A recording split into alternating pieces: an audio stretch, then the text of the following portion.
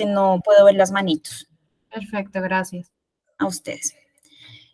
Entonces, como les decía, esta primera sentencia nos abre el mundo, pues, como de las causales en el derecho a la IVE, y son las causales que en muchos países existen, con la diferencial es que en Colombia la causal salud, la causal vida para las mujeres se amplía también al derecho a la salud. Entonces tenemos, por ejemplo, voy a mencionarlas aquí las tres. El aborto es una conducta típica penal castigada con cárcel, excepto en tres causales, que es la primera, violencia sexual en contra de la mujer o violación, la segunda, la malformación fetal que hace imposible la vida extrauterina, y la tercera, que es la causal vida, que usualmente es como la más... la que más existe, pues, como en el contexto normativo internacional, que en el caso colombiano específicamente se fusiona con la causal salud, es decir, tenemos una causal salud y vida. Y lo importante de esta causal para el ámbito colombiano es que se asemeja también la salud al concepto de salud que tiene la Organización Mundial de la Salud en su Constitución del 97, que habla de una salud integral. Por lo tanto, cuando hablamos de causal salud en Colombia, nos referimos explícitamente a la salud física, mental y psicológica. Entonces, esto también nos lleva a un ámbito de mayor protección para las mujeres, que fueron pues los 15 años que duró esta sentencia o este sistema de causales, y que esperábamos que sea pues como un marco amplio que permitiera también como la garantía del derecho y el acceso al servicio de salud. Sin embargo, también era una de las causales más atacadas y a las que más barreras se le imponían en el sector salud, porque a pesar de que los requisitos para acceder a la prestación del servicio únicamente versaban en tener un certificado médico o psicológico, lo que terminó pasando es que se empezaban a poner trabas administrativas para que las mujeres no puedan acceder, y esto que implicaba juntas médicas, requisitos adicionales, etcétera. Entonces, si bien esta era una causal muy amplia, terminó también siendo una de las más restringidas. Pero bueno, en todo este tiempo, hasta el 2022 más o menos, que ya fue la siguiente sentencia, la Corte Constitucional robusteció el marco jurídico del derecho a la IVE. Más de 20 sentencias de tipo constitucional, de tipo de tutela, es decir, como se robusteció en lineamientos y en el marco normativo que más adelante pues les explico con mayor claridad. Y en el 2022 viene un cambio muy importante, y es que Colombia ya entra a un sistema mixto porque despenaliza la IVE hasta la semana 24, es decir, el tipo penal lo exceptúa hasta la semana 24 de gestación, y a partir de la semana 24 entra el sistema de causales. Entonces, por eso tenemos como estatus jurídico de derecho pleno hasta la semana 24, pero de derecho con causales desde la semana 24. Y las causales, por supuesto, se mantienen, que son las mismas del 2006. Aquí, pues, claramente hay un reclamo también a la Corte Constitucional porque ya no tiene ningún sentido mantener el delito, simplemente como ustedes saben, y esto pasa en nuestros países, pues finalmente también termina siendo un tema muy político. Lo que nos parece muy importante mencionar aquí también es que no únicamente le ha correspondido a la Corte Constitucional el papel de la garantía del derecho a la IVE. Alrededor de las sentencias y alrededor de la jurisprudencia constitucional tenemos también un desarrollo normativo importante. Entonces contamos hoy por hoy con una resolución ministerial, que es la resolución 051 del 2023, que recoge todos los lineamientos en materia jurisprudencial y los organiza como directrices específicas para el sector salud.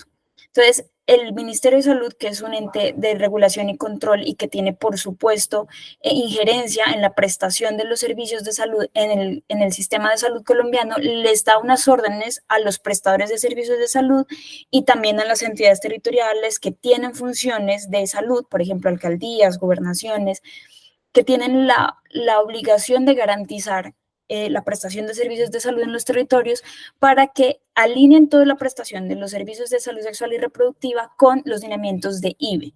Y esto se incluye en una ruta de atención integral en salud materno-perinatal. Entonces, lo muy importante mencionar es que la IVE en Colombia forma parte de los servicios de salud sexual y reproductiva, pero además es uno de los servicios que se ofrecen dentro de la ruta de atención en salud materno-perinatal. ¿Qué implica?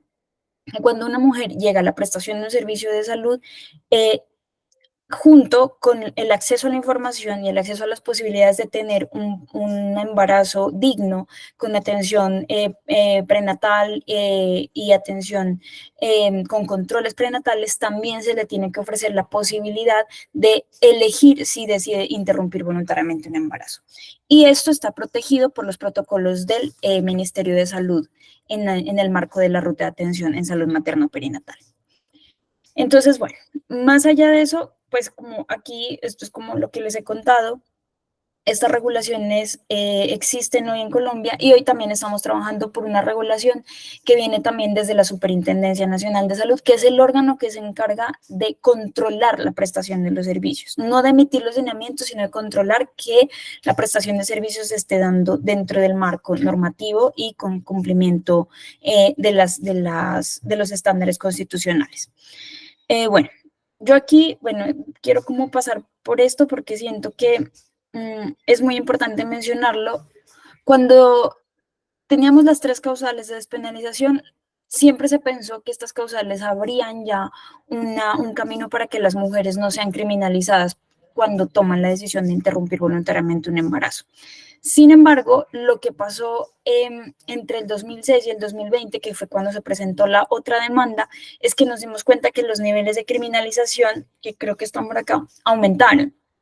Contrario a disminuir, se empezó a investigar mucho más a las mujeres por la comisión del delito de aborto en Colombia. Y se empezó a pasar de 130 casos en el 2005, que era el año en donde todavía no teníamos las causales, a 400 investigaciones cada año a partir de 2008, que se suponía que ya eran los años donde tenían que empezar a aplicarse las causales dentro del sector salud. Pero los datos de la Fiscalía General de la Nación en Colombia nos revelaron algo muy diciente, y es que la mayoría de denuncias de mujeres que estaban inmersas en el delito de aborto provenían del mismo sector salud. Y esto nos dejaba muy preocupadas porque evidentemente eran los profesionales de la salud quienes con más prejuicios terminaban denunciando a las mujeres ante las autoridades, y esto significaba que ni siquiera les prestaban el servicio y terminaban ellas involucradas en una investigación penal. Y esto llevó a que el aborto, bueno, el acceso a la IVA en Colombia fuera demasiado inequitativo. En varios estudios, que por lo general no son estudios oficiales de ministerios o del Estado, sino que vienen de fuentes más que todo estadísticas por organizaciones y por cooperación y demás, se tenía que únicamente entre el 1 y el 12% de las IVEs practicadas en Colombia se hacían dentro del sistema de salud. Y esto significaba que aproximadamente el 90% de las IVEs que se hacían en Colombia se hacían en lugares clandestinos.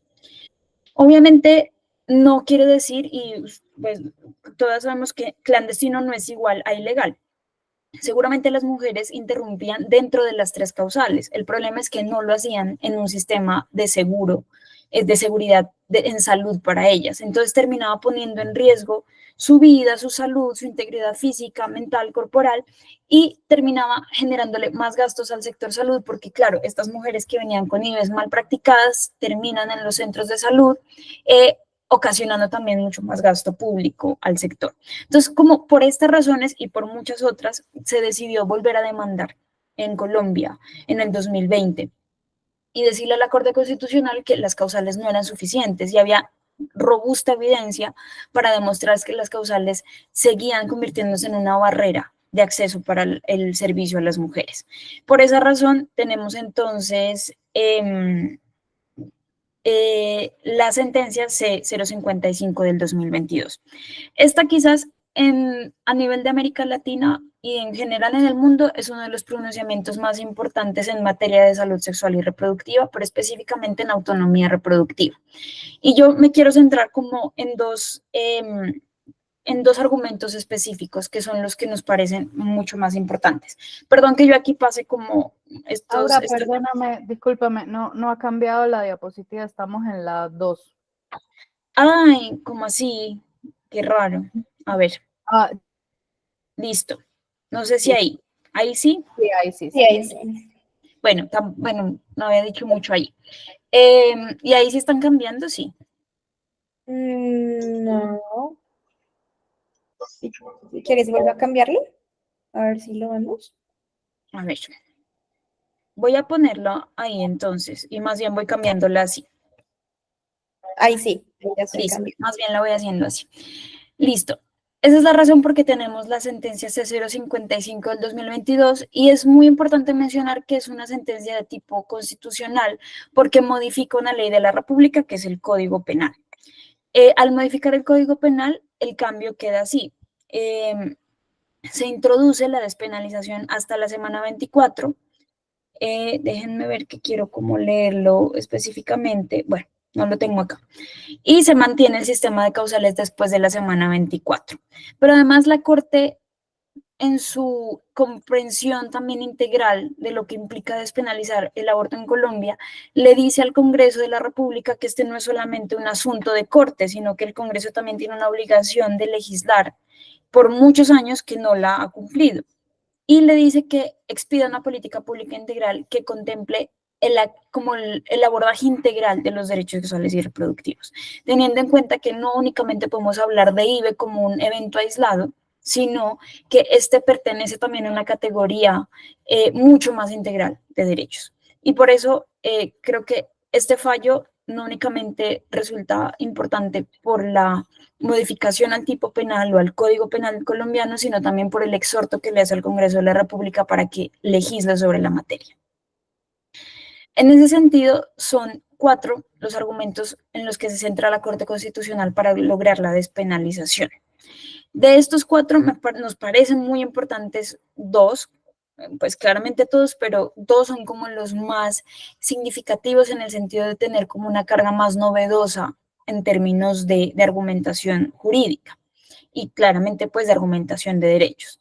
El primero es que la Corte le dice, pues la Corte hace este razonamiento y dice, mire, es verdad que en Colombia existe unas causales de despenalización. Sin embargo, estas causales de despenalización siguen siendo insuficientes. ¿Por qué?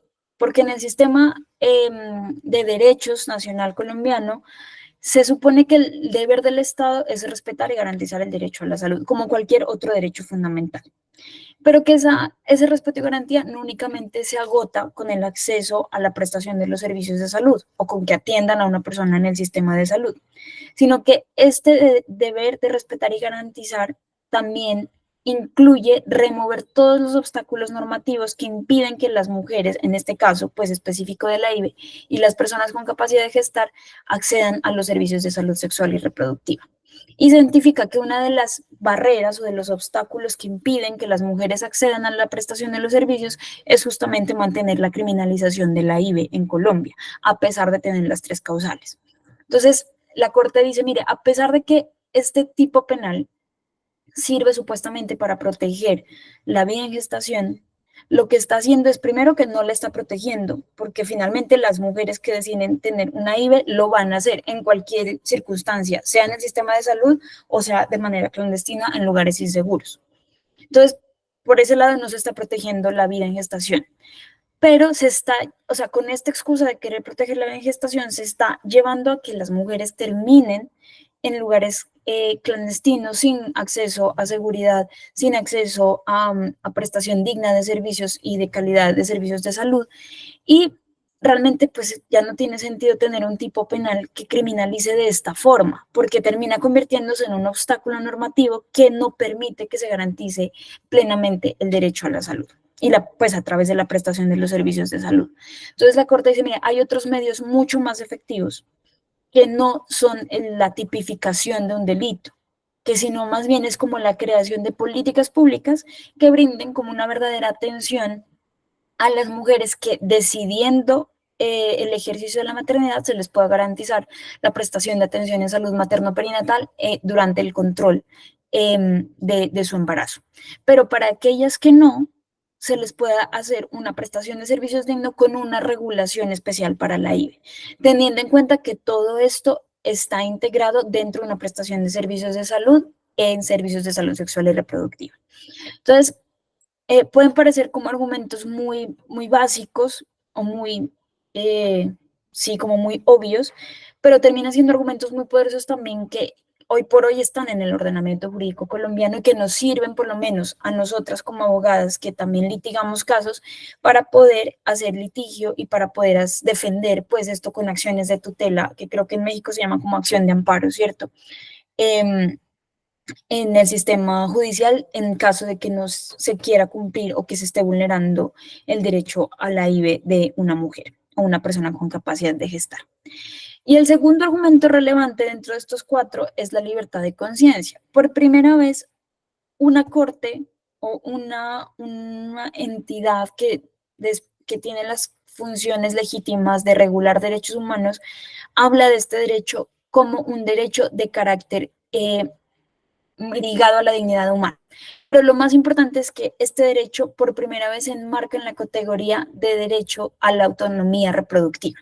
Entonces, bueno, la Corte Constitucional en este argumento dice algo muy importante y que, vuelvo y digo, puede sonar muy lógico porque son argumentos con los que nosotras trabajamos todos los días.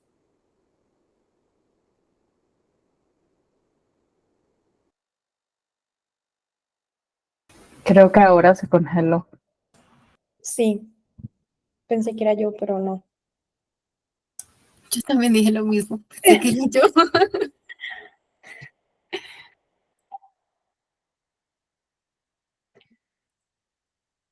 Ay, perdón. Perdón. No, tranquila, sí, es que todos estábamos, se congeló, Ok. ahora nos congelamos nosotros. Está bien. Sí, perdón, voy a cerrar un momento, pero no me tardo. Dale.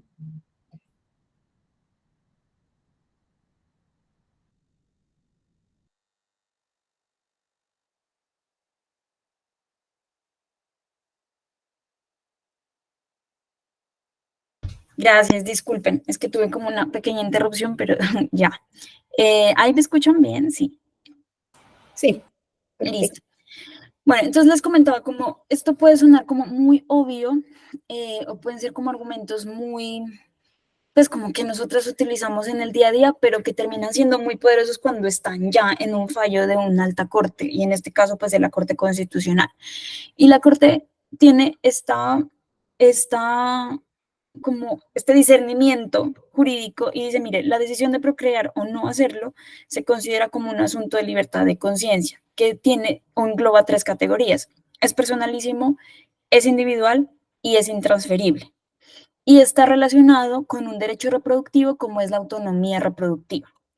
Y además relaciona la autonomía reproductiva en el caso de la libertad de conciencia como un asunto de dignidad humana. Este es el argumento más poderoso que hemos tenido en los casi 20 años que tenemos de despenalización del aborto en Colombia, porque por primera vez se habla de que esta es una decisión exclusiva de la persona que está atravesando el proceso de gestación. Y si bien ya lo sabíamos, es la primera vez que tenemos un argumento explícito con el que podemos defender el derecho a decidir de manera personal e individual. Entonces, cuando en la Corte nos habla de que la decisión de interrumpir un embarazo es una decisión vinculada al sistema de valores, no hay otro argumento que pueda tumbar ese argumento. Y por eso nos parece que, pues como que tiene tanta relevancia y que toma tanta relevancia en el contexto jurídico nacional y por supuesto también seguramente en otros contextos normativos internacionales. Bueno, después de esta sentencia, tenemos como otra regulación, que es la resolución 051 del 2023. Esta resolución ya viene con todo lo que la Corte ha aportado, incluso con la despenalización hasta la semana 24.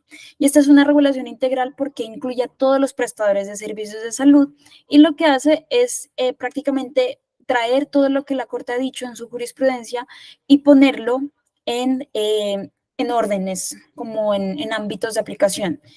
Y repite prácticamente los estándares que se han fijado ya en materia de derecho al aborto en Colombia. Entonces, por ejemplo, ¿cuáles son los estándares de protección en Colombia del derecho a la IVE? Primero, que la garantía del derecho está acompañado de información oportuna, suficiente y adecuada. Y esto porque claramente en el sistema de salud hemos identificado muchos sesgos y muchos prejuicios asociados a la carga negativa que tiene este servicio de salud. También se habla como de los estándares a través de la accesibilidad y disponibilidad de los servicios de salud. ¿Y esto qué implica? Que en Colombia, en todo el territorio nacional, todos los municipios, todos los departamentos tienen que contar con una red de prestadores de servicios de salud que garanticen la prestación del servicio de IVE. Cuando esto no sucede, las entidades prestadoras de servicios de salud están expuestas a sanciones, y sanciones no únicamente de orden, pues como llamados de atención ni nada, sino también sanciones de tipo pecuniario. El hecho de que esto esté ya en un instrumento ministerial le da una fuerza o un carácter con mayor fuerza al cumplimiento.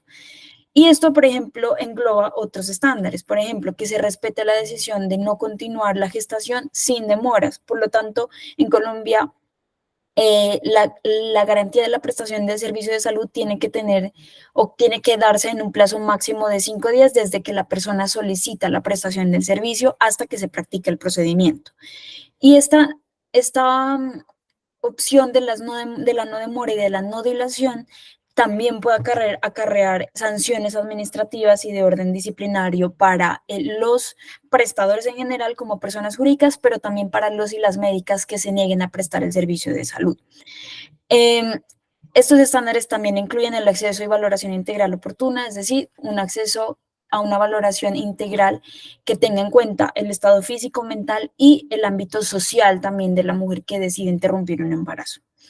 Se habla también de que la prestación del servicio debe ser garantizada de manera periódica, o sea, no únicamente se agota la garantía del derecho con la prestación del servicio, con la práctica del procedimiento, sino que se tiene como eje una valoración periódica en donde la mujer o la persona gestante tenga acceso a servicios de salud sexual y reproductiva.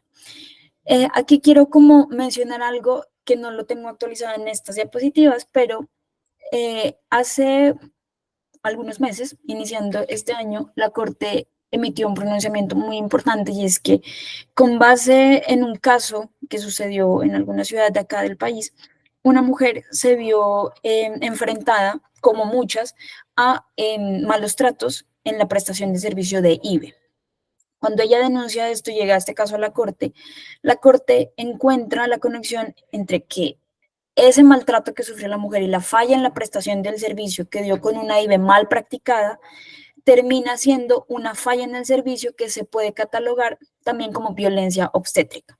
Entonces, a partir del 2024, en el ámbito de la violencia obstétrica, en el ámbito normativo, tenemos que también se incluyen los procedimientos de IVE. Entonces, no es únicamente para los procedimientos que incluyen parto o cuidado y atención prenatal, sino que cuando existe maltrato y fallas en la prestación de servicio dentro de la práctica de una IVE, también se puede hablar de la constitución de una violencia obstétrica. Y esto, pues por supuesto, destapa también muchas formas para poder regular la prestación de los servicios sin que la mujer sea violentada, sin que la mujer tenga como esta carga que siempre pasa o que a la que usualmente se enfrenta en el sistema de salud, porque contamos ya con esta herramienta, por lo menos conceptual normativa, para que pueda ejercer una defensa, una denuncia efectiva y se le pueda garantizar oportunamente y de manera, pues con calidad el servicio a la IVE.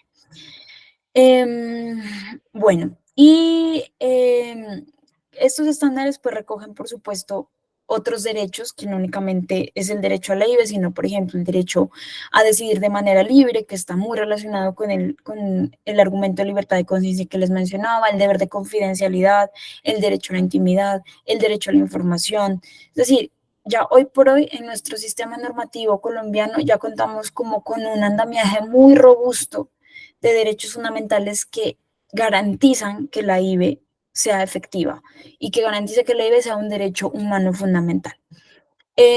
Ahora mismo estamos buscando la regulación ya del ente de control de salud, que es la Superintendencia Nacional de Salud, pero sí estamos muy convencidas de que por lo menos este andamiaje normativo nos sirve mucho para seguir garantizándole o para seguir peleando pues con las mujeres la garantía de su derecho a la IVE. En general, es este como el panorama normativo, pero también me gustaría como escucharles a ustedes si tienen como dudas, preguntas o si les parece como importante como que especifiquemos en alguno de los puntos que mencioné.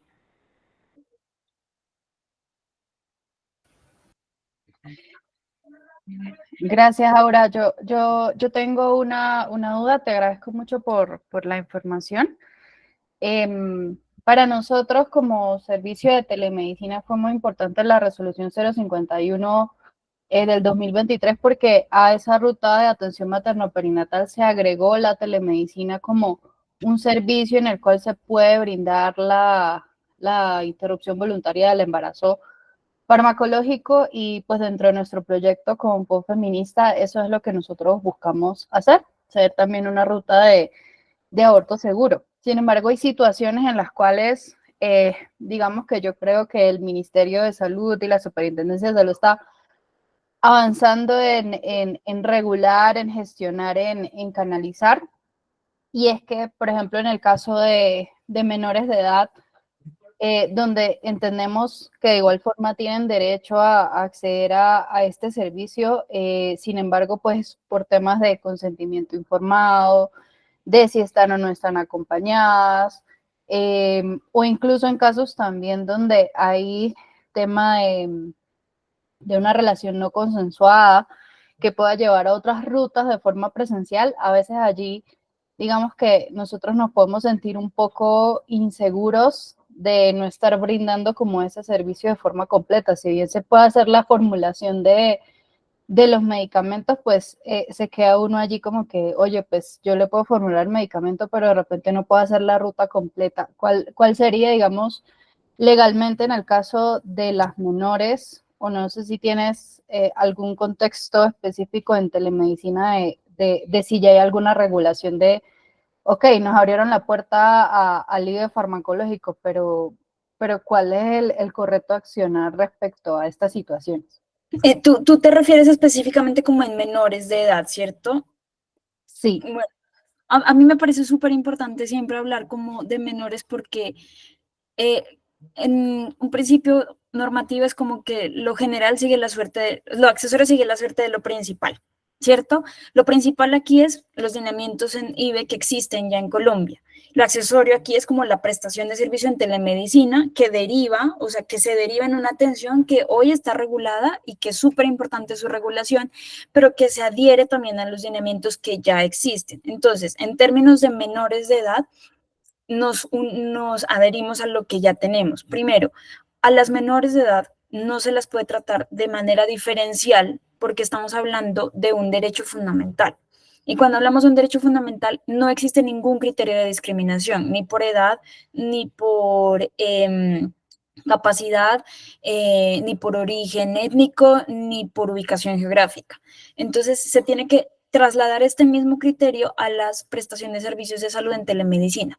Por supuesto, los protocolos son distintos, pero eso no obsta para que se preste en igualdad de condiciones a una menor de edad. Y recordemos, aquí nosotras siempre como lo defendemos desde un concepto y es como la capacidad evolutiva de los menores, que seguramente pues la han escuchado o la conocen, y es que es importante leer el contexto.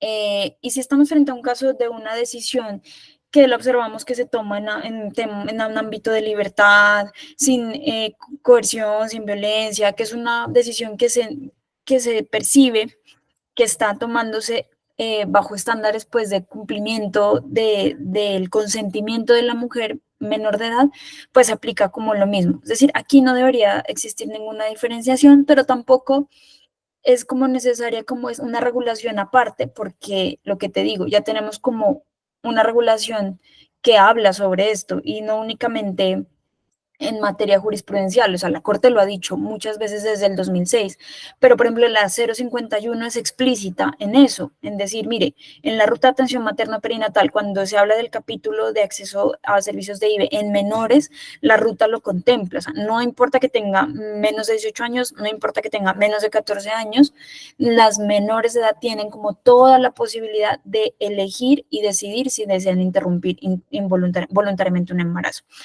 Y creo que aquí mi recomendación es como que siempre se traiga a colación la ruta de atención en salud materno-perinatal. Esa finalmente es como la carta de navegación del sector salud, porque están aplicando criterios ministeriales. Claramente la resolución 051 es muy importante porque modifica esa ruta, pero la ruta es un instrumento muy poderoso para poder defender el acceso a los servicios de salud. O sea, desde mi perspectiva, creo que ese es como un instrumento normativo que contiene todo lo que necesita saber el sector salud y es desde donde también tienen como toda la posibilidad de agarrarse normativamente para que ustedes tampoco sientan la inseguridad de prestar el servicio de salud. Súper, perfecto, muchísimas gracias. Me queda claro, pues allí insisto, es porque de repente nosotros no tenemos de la mano una persona de servicio social o hay partes allí que todavía estamos intentando engranar en esta modalidad, pero me queda súper claro. Doctor Bruniel. Sí, creo que cuando asistí a la charla de la Secretaría de Salud respecto al tema de la interrupción voluntaria del embarazo, sí, por supuesto, aplicaba para los menores de edad, pero el tema con el consentimiento de la relación sexual, pues hacía una línea en los 14 años. Desde los 14 años pueden consentir la relación y si era un menor de 13 años, había que iniciar una ruta de violencia sexual, sí o sí, por normatividad. Eso. Gracias, doctor. Esta pregunta es bien, o bueno, sí, esta intervención es muy oportuna porque también es un tema del que genera como mucha confusión. Es muy importante como saber cuál es la diferenciación. Una cosa es las rutas de justicia y de protección que se deben activar en casos de relaciones sexuales con menor de 14 años, que por supuesto ya engloba como el tipo penal de violencia sexual con menor de 14 años. Ahí se abre una ruta de protección. Y esa ruta siempre el sistema de salud tiene como que reportarla o tiene que abrirla y reportar los casos. Pero es muy diferente que de esa apertura de la ruta dependa la prestación del servicio de salud. O sea, en general, el servicio se tiene que prestar. No importa que sea menor de 14 años, porque vuelvo y digo, una cosa es la ruta de protección y otra es la garantía del derecho fundamental. Por encima de todo siempre está la garantía del hecho fundamental, se abra o no se abra la ruta, sean o no sean diligentes con la apertura de la ruta, pero la prestación de servicio va por otra vía muy diferente. Claramente esto se presta a confusiones. Entonces, cuando se habla de los 14 años, es solamente pensemos en los 14 años cuando hablemos de ruta de protección. Solamente para eso tengamos en cuenta los 14 años de ahí para abajo. Pero para garantizar el acceso a un servicio de salud como es la IVE, no tienen, o sea, no hay ninguna distinción, no importa que sea de 10, 12, y esto porque genera mucha confusión, o sea, y nos encontramos siempre con los prestadores de servicios de salud porque les da mucho susto y dicen, bueno, pero aquí hay una violencia. Claro, hay una violencia, pues normativamente hay una violencia. Puede ser que si la relación sea consentida o no, pero hay que abrir la ruta, sí, porque se tipifica como una violencia. Pero eso es muy distinto a que se convierta en un obstáculo de prestación del servicio. O sea, que se abra o no la ruta no debería obstaculizar que se preste el servicio de IVE. Entonces, creo que esa distinción, recordemos que son como dos vías. O sea, tenemos aquí a la mujer y hay una Y. Por un lado, la prestación del servicio y por el otro lado, la apertura de la ruta de protección. Ambas van en distintas vías y ambas tienen protecciones diferentes. Súper, ahora creo que allí quedó totalmente claro porque ese es el miedo, o sea, de repente prestar el servicio y que no se pueda abrir la ruta, pero pues ya nos queda claro que prestamos el servicio. Una preguntita también. ¿Es necesario un consentimiento informado en físico o, digamos, firmado por el niño o, bueno, niña, perdón, en ese caso, para formularle el medicamento? Mira, buena pregunta también. Esto depende mucho de los prestadores, del protocolo que tengan, pero no puede convertirse en un requisito ni en una barrera. O sea, el consentimiento puede ser verbal, basta con eso. Y el consentimiento, vuelvo y digo, es personal, es intransferible y es individual. O sea, el consentimiento no le corresponde más que a la persona que va a ser sometida al procedimiento. En los casos de mujeres con discapacidad, ni siquiera hoy en día ya, por ejemplo, no se utiliza la figura de la interdicción, ya es una figura jurídica mandada a recoger. Se utilizan las otras herramientas como, por ejemplo, el acceso pues a los ajustes razonables que se puedan hacer en la prestación del servicio, y ya en casos muy difíciles, la sustitución del consentimiento, pero ya son como casos demasiado concretos y muy complejos, pues como con una discapacidad que impida conocer la voluntad de la mujer. Pero en términos generales, en términos de menores de edad, que entiendo que es a lo que te refieres un poco, es como no hay necesidad de pedir un consentimiento escrito. Ahora, que si la entidad prestadora lo tiene en sus protocolos, está bien. O sea, como cualquier procedimiento médico, el consentimiento informado y firmado por el paciente. Pero la edad, vuelvo y digo, la edad no puede ser un criterio de discriminación para que este tipo de requisitos terminen convirtiéndose en un obstáculo normativo y un obstáculo administrativo para garantizar la prestación del servicio. Entonces, mi respuesta es, depende de cómo lo manejen en los protocolos el prestador, pero en todo caso el consentimiento puede ser verbal. Y no importa la edad, o sea, no importa la edad, el consentimiento siempre lo firma quien va a ser sometido al procedimiento.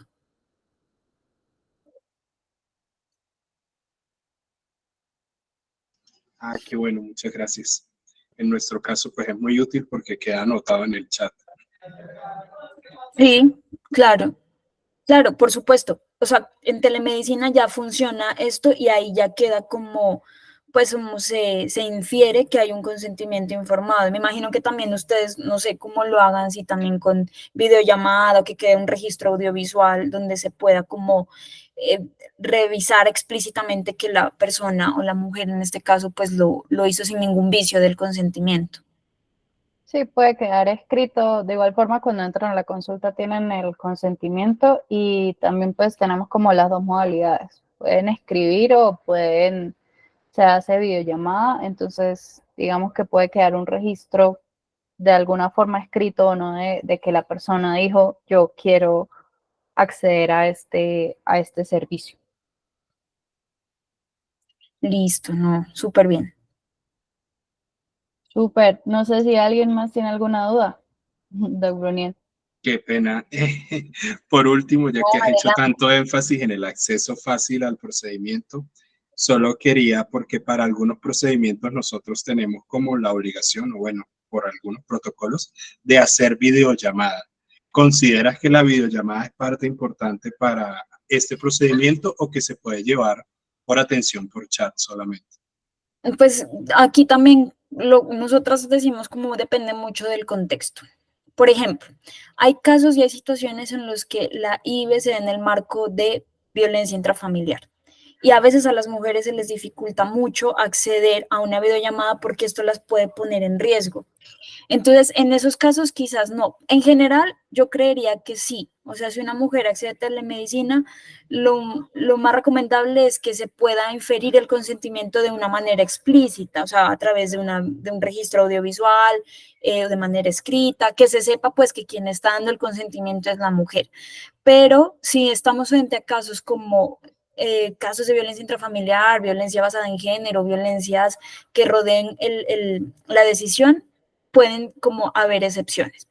En general, creo que no, creo que sería como lo ideal. Que también, pues digamos que mi acercamiento como con la telemedicina ha sido realmente muy reciente. Todavía, y me imagino que ustedes también siguen como aprendiendo en el camino de la prestación del servicio, pero por ejemplo, este tipo como de preguntas y como que lo podamos conversar también me parece muy, sí, como muy enriquecedor para las rutas.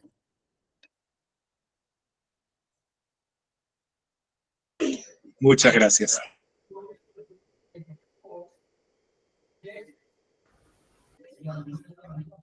Súper, ¿alguien tiene alguna pregunta adicional? Doctora Yereine, que creo que en alguna sesión con Sandra nos quedó pendiente este tema, o doctora Carolina, ¿tienen algún comentario? No, la pregunta principal que había tenido en sesiones anteriores era pues la parte de los menores de edad, que siempre ha sido como el temor grande que uno tiene desde la telemedicina, pero pues sí quedó ya claro como esa cobertura legal que podemos tener en ese aspecto.